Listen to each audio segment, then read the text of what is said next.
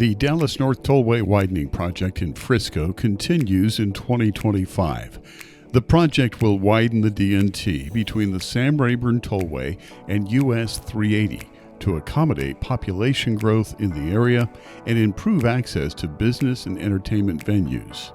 At this time, the northbound entrance ramp from SH 121 Headquarters Drive remains closed. It's expected to reopen later this summer.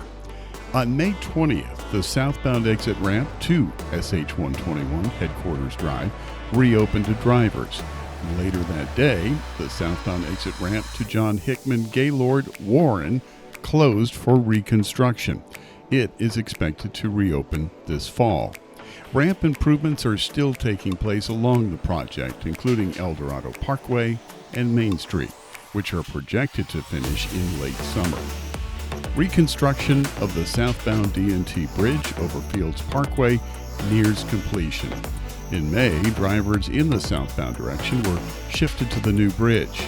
Work to complete the additional 2 lanes in each direction is underway, and they are anticipated to open late in the summer. Barrels have replaced the temporary barriers along the median throughout the project.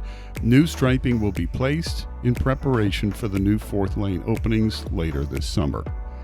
Keep up with the progress of the DNT widening project and all other NTTA projects on our social media channels and ntta.org.